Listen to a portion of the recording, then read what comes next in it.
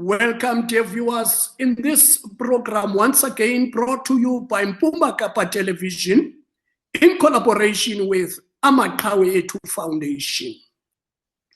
Tonight, we have decided to invite Mr. Tami Ntenteni, who is the editor-in-chief of Radio Freedom and is also working at Thabo Mbeki Foundation.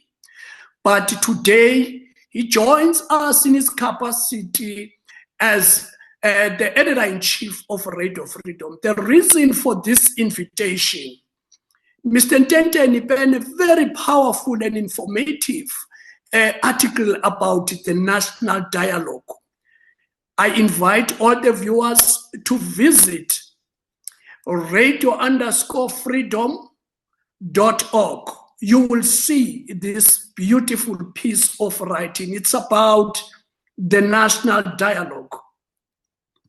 Dear viewers, this national dialogue is the subject matter that so many people have been talking about in the current discourse. We've had so many people going out of their way to distort this national dialogue. That's why we invited Mr. Tami Ntenteni to share with us what is it about this national dialogue. And we hope by the end of this broadcast, we will be having some kind of a common understanding where this is coming from, where it is right now, where it intends to be tomorrow. I'm yours, Lennox Glass. Once again, thanking the viewers for allowing us into their sitting room. Mr. Tami Ntenteni, we welcome you once again, and we know this is not for the first time into this platform. Please do greet the viewers. Thank you very much, Mr. Glass, for the invitation to speak on the national dialogue. And again, I would like to express my greetings to the viewers of this platform, and hope that everybody is well. And thank you very much. Greatly appreciated that you are inviting me to participate in this discussion. Thank you very much, Mr. Ntenteni. Without wasting no further time, let's just dive into the subject matter. The problem with today's topic, Mr. Ntenteni, it is often said it is very difficult to help someone who's pretending to be blind to see. This denotes you have people who know the story, but they pretend that they don't understand the story.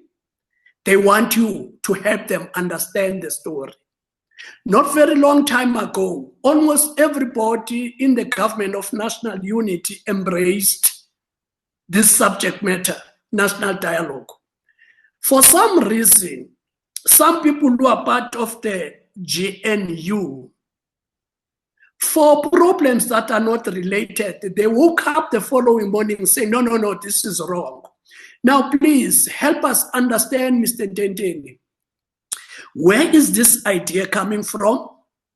The national dialogue, where it is today, where it intends to be tomorrow, for the clear picture for the viewers of Mpuma Kapa. Well, I think if we have to define the national dialogue or identify its genesis, it was made, the call was made by President Thabo Mbeki when he did his speech at Freedom Park reviewing 30 years of democracy in South Africa. In that speech, amongst other things, he then called for a national dialogue. And calling for the national dialogue was an expression of inviting people, the South African people, to actually define the South Africa they want and the South Africa they don't want. Now, it is not accidental that this call is being made, because the country at this point in time is confronted with numerous challenges. Challenges of inequality, challenges of unemployment, challenges of poverty, challenges of corruption, etc. And therefore, this would give the people the opportunity to express themselves insofar as the South Africa they want or the South Africa they don't want. That is the origins and the genesis of the call for a national dialogue. But I think it is also important that this call for a national dialogue, or the holding of a national dialogue, is part of a legacy of South Africa political environment. Incidentally, this year, the national dialogue, this call, coincides with the 70th anniversary of the Freedom Charter. The Freedom Charter was also a process whereby there was a consultation, massive consultation, which was started by the Congress Alliance, and the Congress of the People, which was held in Kliptown on the 26th of June, 1955, also engaged on the challenges and the problems that South Africa was facing. And therefore, the document that comes out is then referred to as the Freedom Charter, which is then adopted by the Congress Alliance. What is important here is that the Freedom Charter says South Africa belongs to all who live in it, black and white, and that no government can justly claim authority unless it is based on the will of the people. That's the preamble of the Freedom Charter. Now, if we're looking at that, I mean, the context within which this is done is no government can justly claim authority. At the time, we had a government that was exercising power and authority over the majority of the people of South Africa. Today, the circumstances have changed. We are in a new democratic dispensation, but there are problems, there are challenges, and therefore, the call for a national dialogue is to invite people to actually identify and engage in conversation, in consultation, and take decisions about the future of this country. Talking about the future of this country, Mr. Ndendeni, you've just invoked this very historic document, Freedom Charter.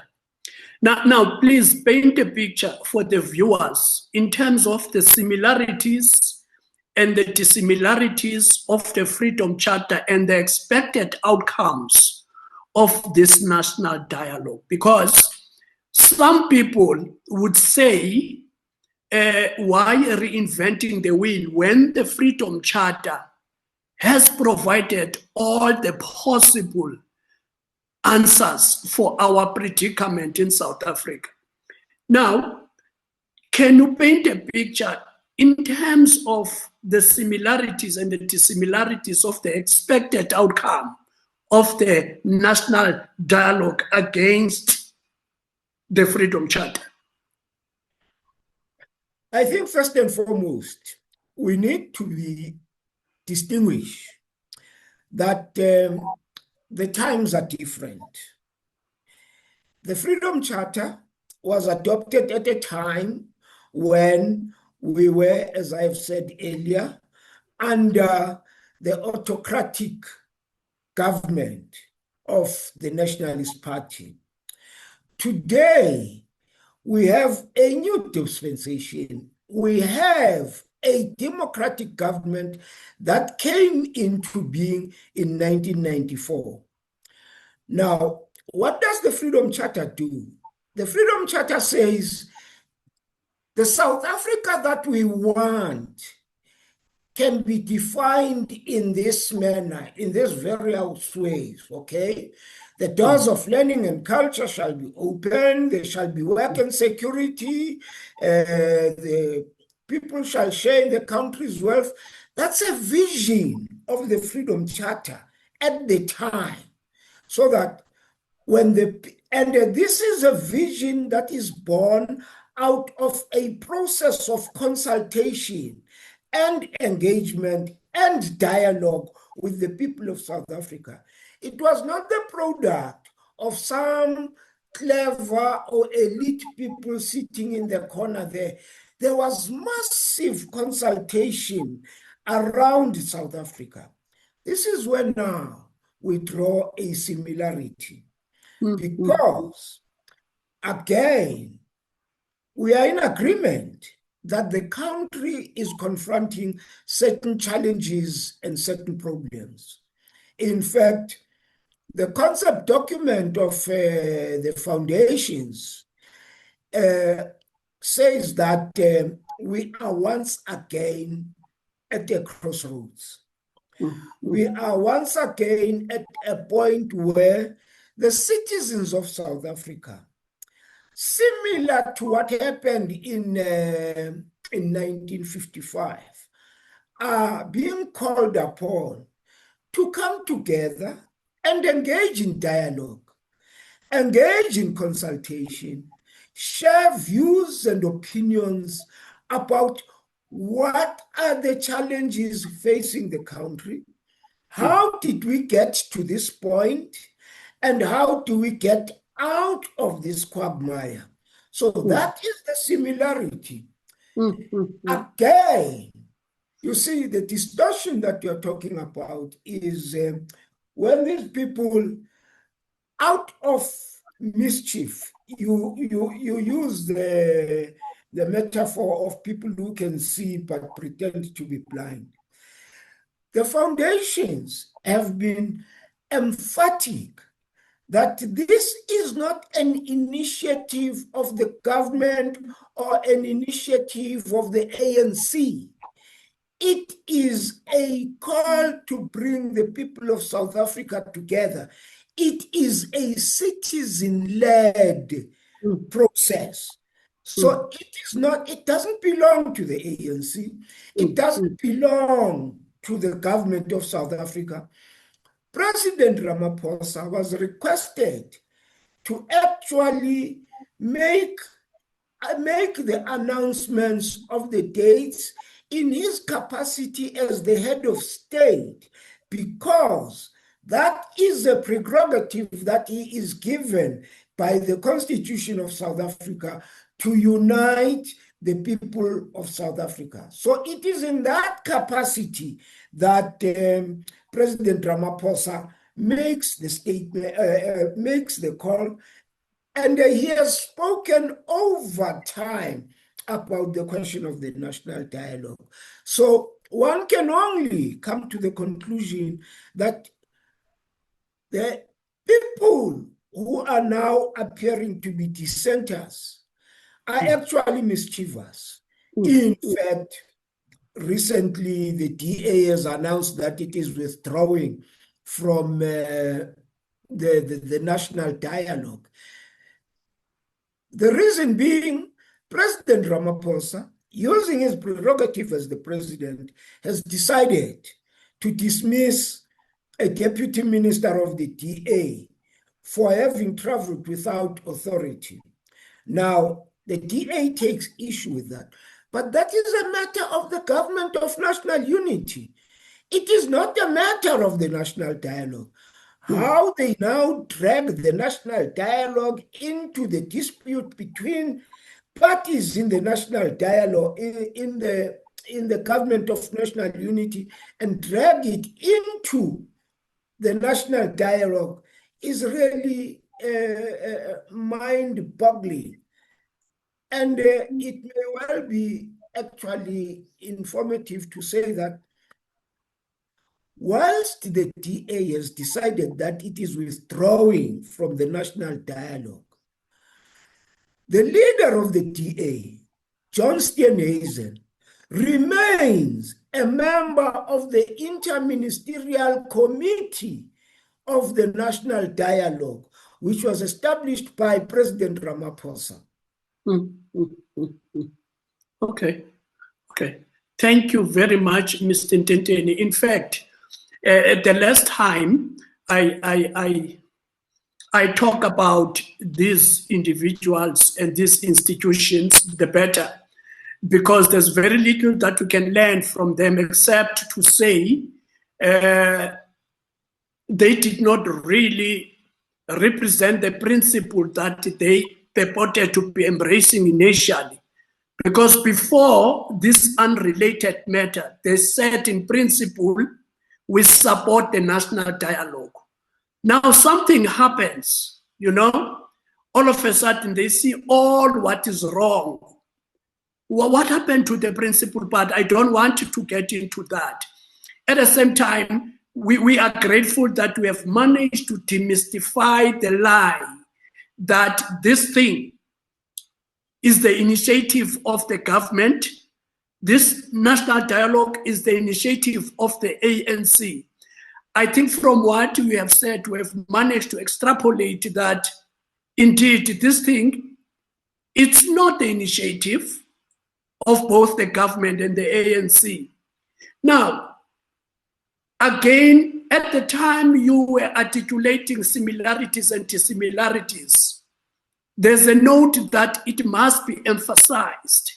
Between the formulation and the adoption of the Freedom Charter, today in South Africa, there are so many communities that were not there. Today in South Africa, we talk of the black middle class. This particular strata was not there at the time of the formulation of the Freedom Charter. Naturally, these people or this group of people would want to be represented in the future South Africa. And you are saying this is citizen-led. Tell me, some of the citizens in South Africa, Mr. Ntenteni, do not belong in any formal structure or entities. They do not belong to any political organizations. How are these individuals going to be represented in the national dialogue to make it extremely inclusive? Let me first say, yes, I like the fact that you have used the term inclusive, because the whole idea behind the national dialogue is inclusivity, that no one should be left behind. Further, it is a dialogue, and a dialogue by its very nature and definition involves an engagement by two people to resolve certain problems that they have defined. They may not see the problems in the same way, but only through dialogue they may well be able to build a bridge and say, oh yes, and now we understand the problem in the same way, and consequently craft solutions that are acceptable to the various people. Now, a society or South Africa, like you have pointed out, consists of people who are organized in various formations. There are various sectors of the people of South Africa. You have religious people, you have business, you have labor, you have sports, you have, even in the religious denominations, we've got different religious denominations. We've got Christians, we've got Muslims, we've got Buddhists, etc. And also, they may well be, in fact, not may, there are people who may not belong to all of these sectors that I've mentioned, and I've not mentioned all the sectors that constitute the organizational formations of the people of South Africa. But it is also important that the government itself will have the right to participate in the national dialogue. Political parties will participate in the national dialogue, and also people who may express a willingness to participate, but they do not belong to a sector. So what then happens is that if you say, take for example, women, okay, and then you then say, in the national dialogue, women must be represented. You therefore call upon a prominent organization of the women and say, the women will have so many delegates to the national dialogue. Can you identify those people who will participate in the national dialogue? So all in all, as it is said, the national dialogue will be driven by the very people who will be participating in it and consulting about the challenges that they face as women, that the country face as unemployed people, questions of land, etc., the farmers. So you're looking at it from a sectoral point of view, and I've just used the example of women as a sector. Mr. Ntenteni, the first time we had President Cyril Ramaphosa talking about the national dialogue was during his State of the Nation address in February 2025. And there was a silence up until June. On the 10th of June, the president revisited our television screens and spoke about the national dialogue. He did not just speak about the national dialogue this time around.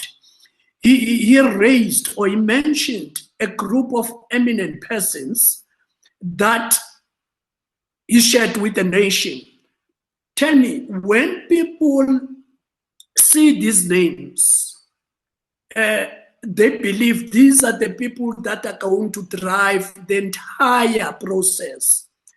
What is the link between the eminent persons as announced by the president and the general overall and the people who are going to be driving the national dialogue?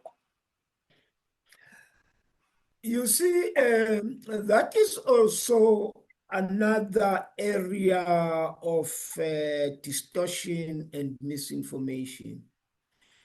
And when certain misconceptions were expressed around the eminent persons group, the government actually had to issue, the presidency had to issue a statement to correct the misconceptions and the misperceptions about the role of the eminent persons group.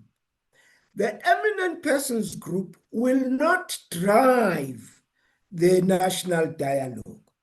They are there to give or to provide the face of the national dialogue, and also to actually give guidance or even report to the president insofar as this matter is concerned.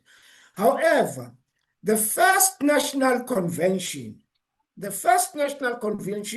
which is supposed to sit on the 15th of August, is the one that is going to then select the steering committee and the preparatory committee, which are the structures which will be directly responsible for driving the national dialogue and also the eminent persons group will then report to the president about the processes and developments within the national dialogue. But it is the responsibility of the citizens themselves to constitute the structures that will drive the national dialogue. Now, the other important thing is that whilst the call has been made, the foundations have been very careful that they do not want to be seen to be imposing what should be the content of discussion of the national dialogue. However, those challenges and the problems that the country faces will then be discussed in the first convention, and out of that will come an agenda of what is going to be the content of the national dialogue. There may well be paper.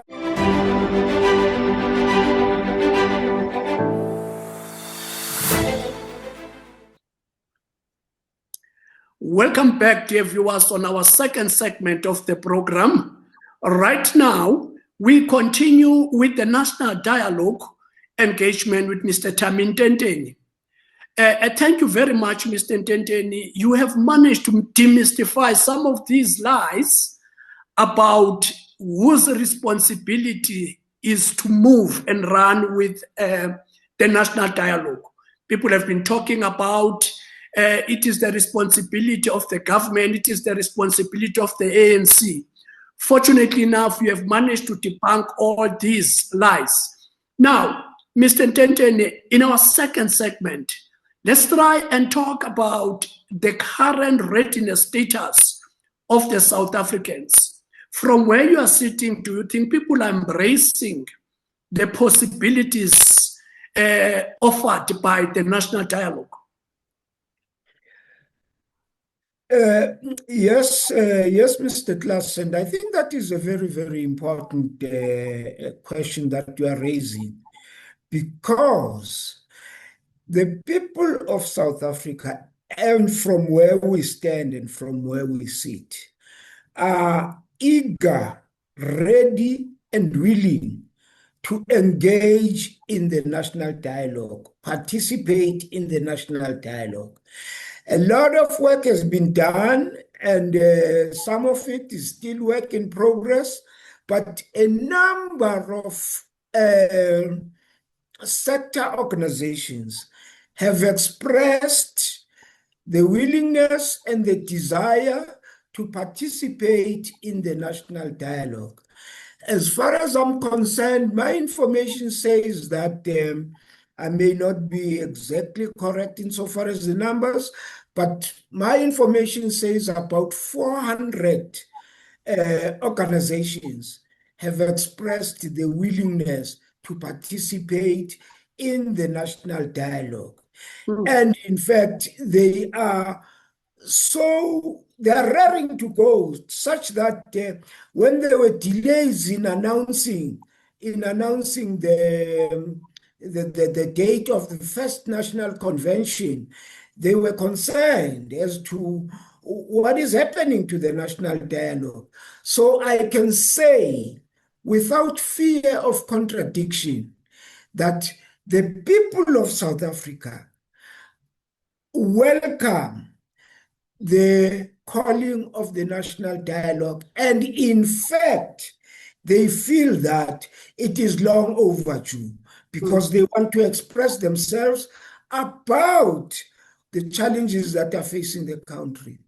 Remember, when we say, borrowing from the words of the Freedom Charter, the people shall govern, this is exactly what we mean, that the people must define their problems, identify their problems, and come up with solutions, and then further go on and say, how are we going to resolve these problems that we are facing, that we have identified?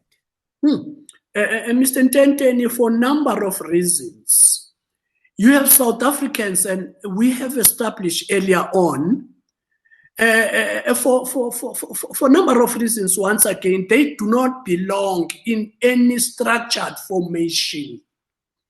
They do not belong to any political organization, civic structures. They just belong to communities. Let's say someone belongs in a particular area or location. That's how they belong. They are not members of this or that, including of Christian-based faith organization. They are not. Because tendency exists when we say all South Africans are represented. We talk of people who are affiliated. Now, I cannot overstate this question. How are those that are not affiliated going to be represented in the national dialogue? Well, in fact, you have actually answered your question, because the people belong to communities. And in the same way that there is the organization in terms of how people vote in elections, the ward system, etc. All of that is going to be taken into consideration, and then formulate a way or a plan which will enable people in the various communities, those who do not belong to sector organizations, to be able to participate. That is why the operative principle here is no one will be left behind. Okay, so all that work, all the issues that you have identified have also been identified by the organizers of the national dialogue, and they are going to be addressed accordingly so that no one is left behind. Thank you very much, Mr. Ntenteni. I wanted you to articulate that view. I'm very happy that you have done it, and so well. Now, Mr. Ntenteni, we know the processes in South Africa as a constitutional democracy. Things start somewhere, from there they go elsewhere, and eventually they become law in South Africa. Now, the national dialogue, I would like you to paint, much as I don't want to preempt the processes, because you've just said the first convention is going to be sitting, and amongst other things, they're going to discuss these things. But from where you are sitting, because these people are not members of the cabinet, these people are not members of parliament, the outcome of this national dialogue, how is it going to find expression and to become almost like a law that is enforceable in South Africa? How is this going to pan out? Do you have an idea? Well, let me give you my opinion on this matter, because it is also one of those areas that the detractors of the national dialogue use. First and foremost, again, I would like to start from the premise, the people shall govern.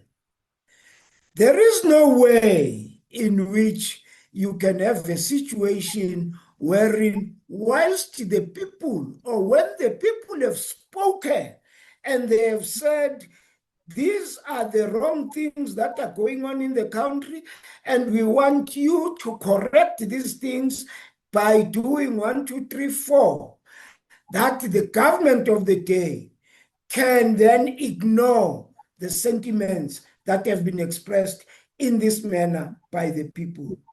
Because that goes with the element of risk. If you don't accede to the demands of the people have the power to then vote you out of power and put in those people or that party that will do what they want. However, there is the provision. That is why I say there is the provision that has been made of the Interministerial Committee, which acts as a coordinator between the national dialogue and the government. Once the national dialogue has completed its deliberations, it has formulated its positions, and it has made its recommendations and has come up with documents, it will then hand them over, I think, to the Interministerial Committee, which Interministerial Committee will see to the implementation of the decisions of the national dialogue or the decisions that have been taken by the national dialogue. I do not think, you see, that's, I think also that's very important, because the detractors of the national dialogue or the dissenters would like to say, no, this is elitist, no, this is just another talk shop. No. Once you have the national dialogue, and you have all of these groups of sectors participating in that national dialogue, I do not think any government that is worth its that's worth its weight and participation in government can actually ignore the voice of the people that has been expressed in a forum such as the national dialogue. Thank you, Mr. Tamintente. We cannot not talk about this. One of the scarecrows that these people are using is the 700 million allocated or anticipated to be spent in the rolling out of the national dialogue. They're saying this money is going to find its way in the back pockets of some of the organizers. Your thought around that? Yeah, you see, that is another diversion, right? Wherein now, instead of talking about the content and the essence and the challenges facing the country, you then divert and say this thing is going to be very expensive. I wouldn't want to go into the question of the finances, because I shall be falling into the trap of those that want us to say, no, this is how it's going to be used, etc. No. To fix the problems of a country doesn't come cheap. You can't do that free of charge. And say, even now, as we're talking on this platform, for me to be able to speak to you and Mpuma Kapa and to go on Zoom costs money. What more when you talk about the problems of a nation, the problems of a country? Now, how much that is really a matter for the experts, the financial experts, to decide and to work that out. But we must be very careful not to be drawn into the trap of talking money rather than the problems that are facing the country. The problems of unemployment, problems of inequality, problems of poverty, if those problems can be resolved, and then you have a people of South Africa that are happy. For example, just by way of example, we have been experiencing a very cold spell over the past week or two.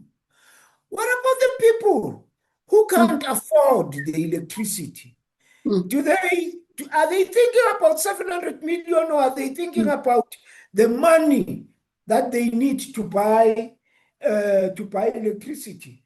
And where does that money come from? That money comes from employment.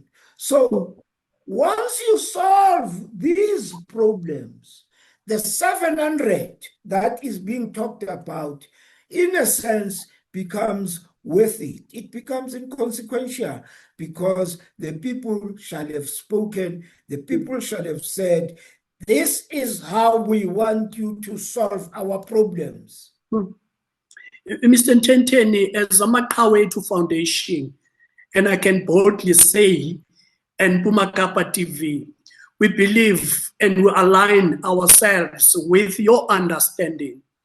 We believe it is very disingenuous to place money in resolving the problems of the country.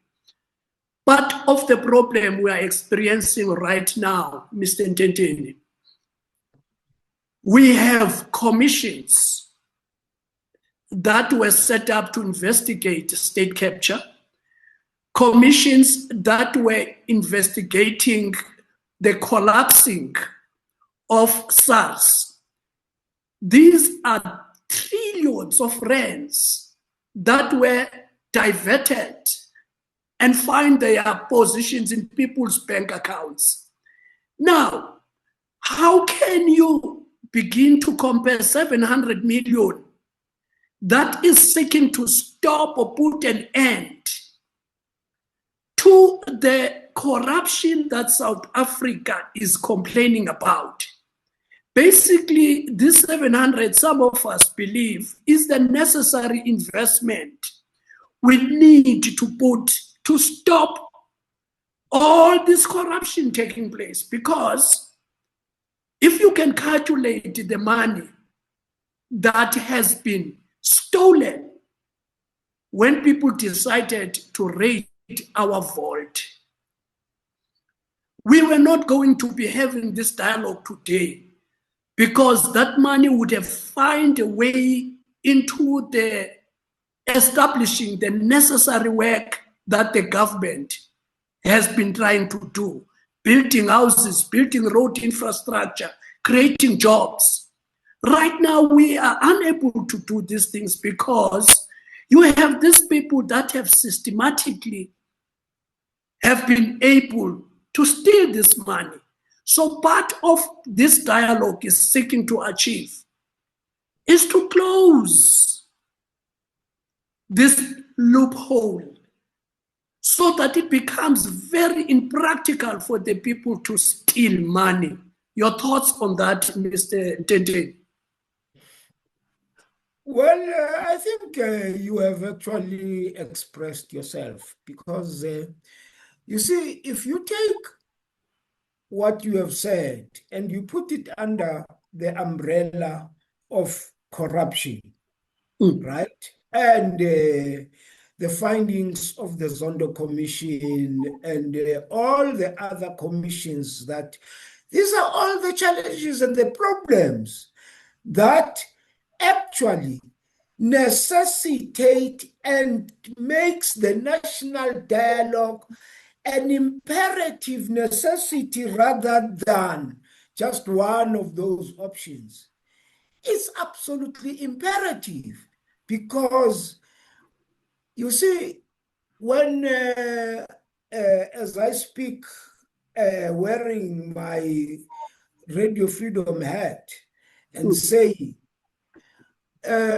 if you use money that has been allocated to actually provide for the needs of the elderly and children, and you take that money and you pocket that money, you are engaged in an act of counter-revolution, because we are defeating the ends of resolving the problems of equality or of inequality, poverty, and etc.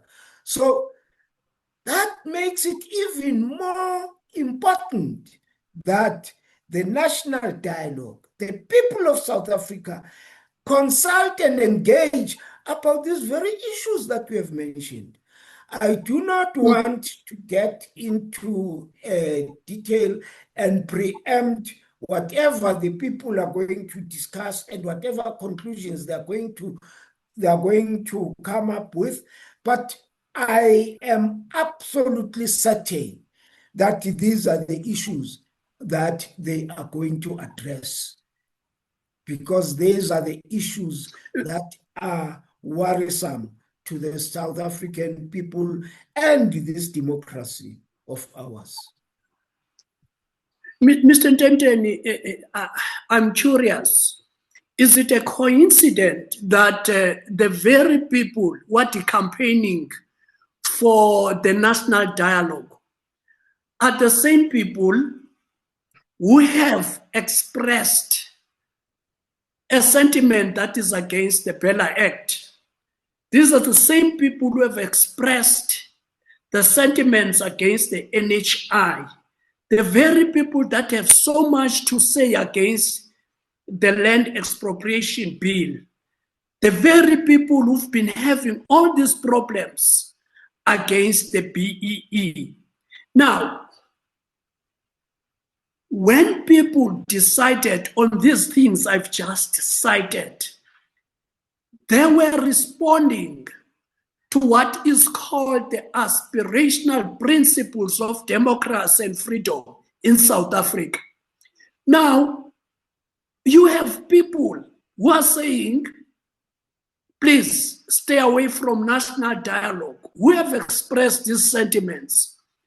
I'm giving you an opportunity to tell South Africans if this is a coincidence or this is the strategy of the very people to fight against the people's aspirations. I'm putting it to you. Your thoughts around that? No, actually, I find it amazing that these detractors and dissenters would even make the suggestion of depriving the people of the opportunity to address the very challenges that they themselves talk about almost every day. You see, the majority of the people, like I said earlier, for us to be able to talk like this, we need data.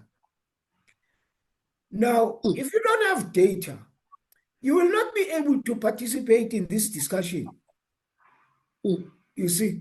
So, when you then say the national dialogue should not take place, or I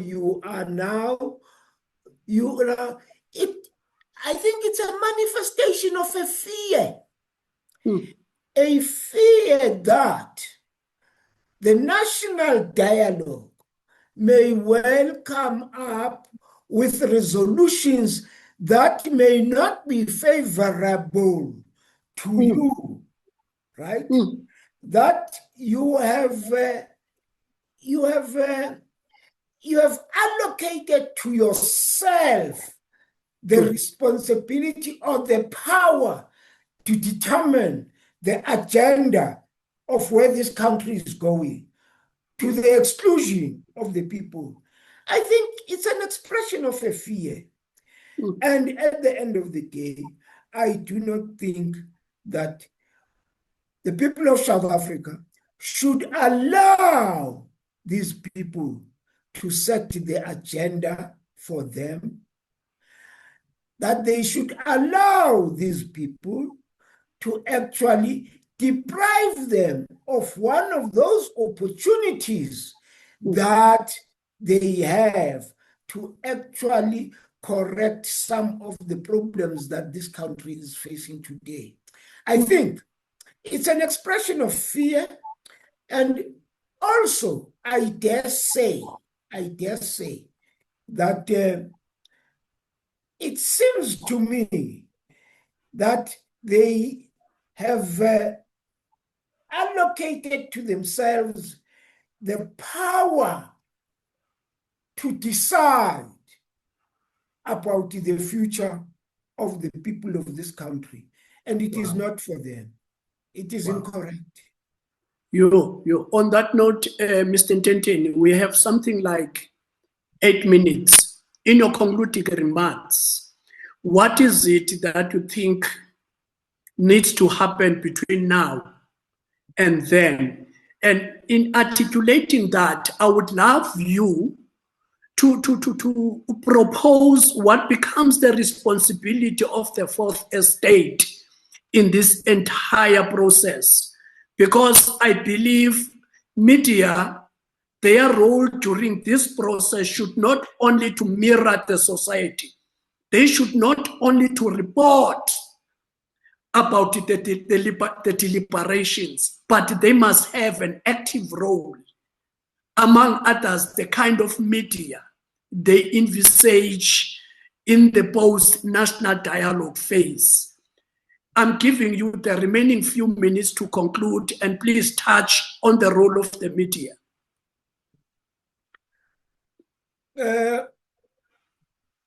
You see, Mr. Klaas, I think that at the end of the day, you're dealing with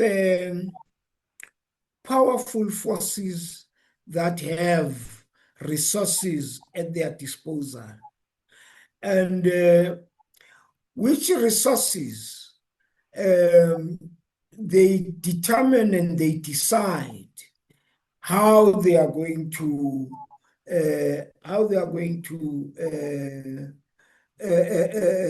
use. You see, what we see today may not be very different from how the media played a role during the days of apartheid. You see, the media became selective in what it was going to report and in what it considered to be important under certain circumstances.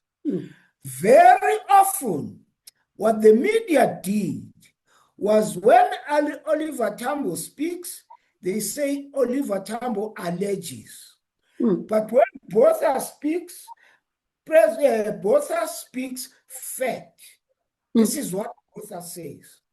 So now, when you now have, but even in spite of that, even during the days of apartheid, the people found a way of making their voices heard. Now, you see, you then had other platforms through which people expressed themselves.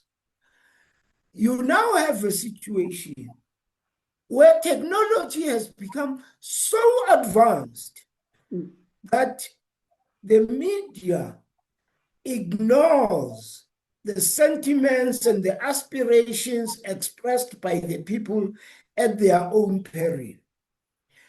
The people now must speak in unison and must speak with one voice, and they must put across a vision of the South Africa they want or the South Africa they don't want within the next 30 years that is coming. Wow. Thank you very much, Mr. Ntenteni. Fact, the people of South Africa, they would love to see themselves get into a situation where they enjoy the better life for all. Yes. This vision is enshrined in one of the outcomes of the national dialogue. And the prescribed means to get to this vision, one of the means is through this national dialogue. On that note, dear viewers, we've come to the end of our program today. Let's make a date again next week, same channel, as we will be bringing you once again another topic that we believe will heighten your understanding about the general and the current discourse in South Africa. Mr. Ntenteni, say bye-bye to the people. Thank you very much. my parting word is to quote the chairperson of the National Preparatory Task Team, Bosnati Biko, who says the national dialogue belongs to all of us. Let us make it work. I thank you very much. On that beautiful note, we have come to the end of our program. Thank you very much, Mr. Tamintenteni. Thank you to you, the viewers. Thank you, Amakawe. Thank you, Mpuma Kapa. Until next time, next week, same time, it's good night.